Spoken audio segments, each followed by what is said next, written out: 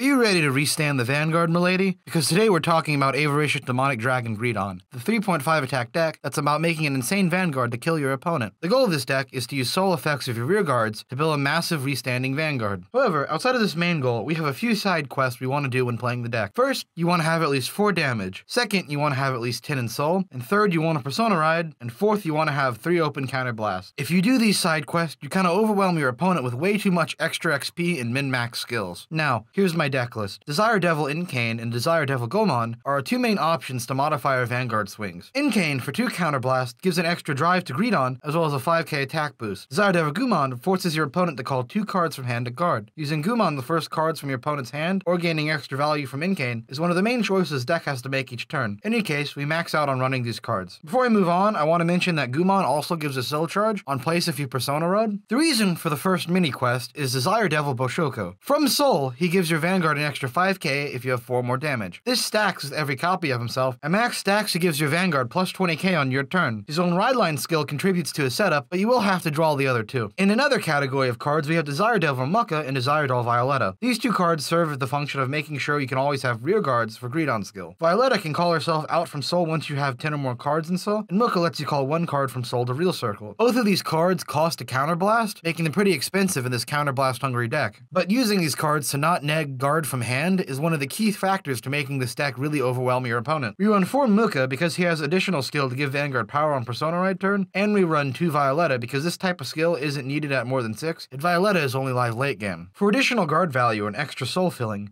we have Steam Mage Asher Da. This deck is very light on guard value, so this 2-for-1 piece is very nice for us. He also can work as an aggro piece you can place early and still get value by going into soul from intercepting. Lastly, we run Desire Devil Hysteria for a 1 rearguard that's not going to get put in the soul for Greedon skill. Hysteria gains 2k attack for every stood rearguard, or 5k if you have at least 5 damage. Every other card in this deck is more key to this deck's success, so we can only fit free. Your Rincon is still your Vangaurd swing, but Hysteria provides fantastic extra pressure. Running 4 draw instead of 4 front, because this deck doesn't get to make a front row. It also helps defensively, and we need combo pieces.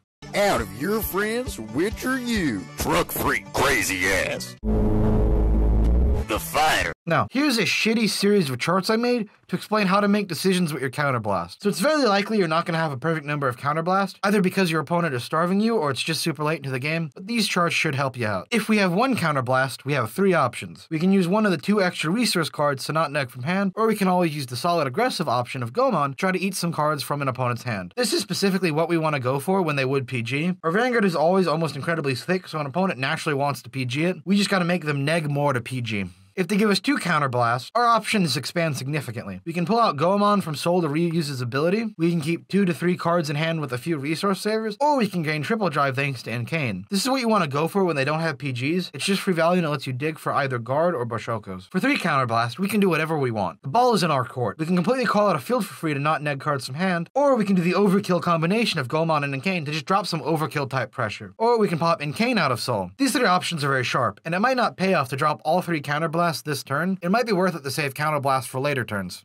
Now on the Mulligans. For Mulligans, you're primarily looking for Persona Ride and Boshokos. Outside of that, you want Asher Dahl for extra guard value, and our main options Goemon, Incane, and Mucka. We also want Hysteria so we can throw out another strong attack that's not Greedon. Keep criticals and PGs for defensive matchups, put back the insane triggers and draws, and put back Violetta. She's not live early, so we'll see her later on. Now on to matchups. This deck, never having a lot of rear guards, creates some very strong matchups. Counter Eugene, Clarissa, and can do quite well into Seraph Snow. The extra damages that can take lets you vent some of the pressure from aggressive decks.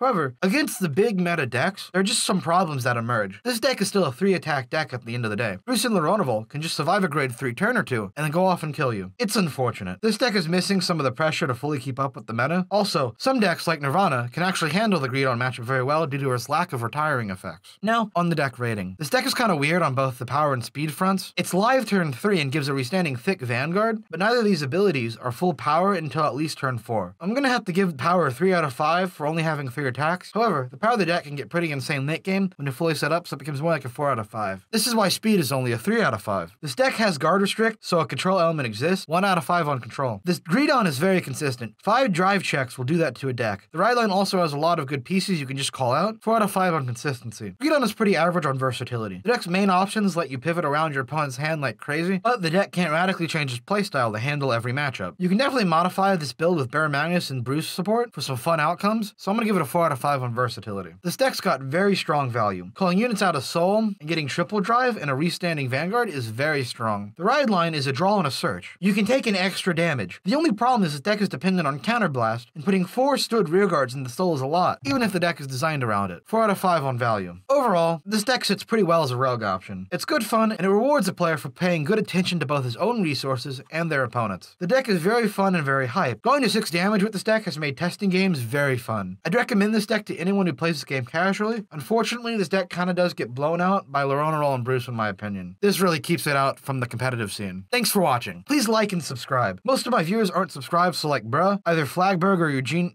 like bruh. Most of my viewers aren't subscribed, so like bruh. Either Flagberg or Eugene deck profile up next. I hope to see you then.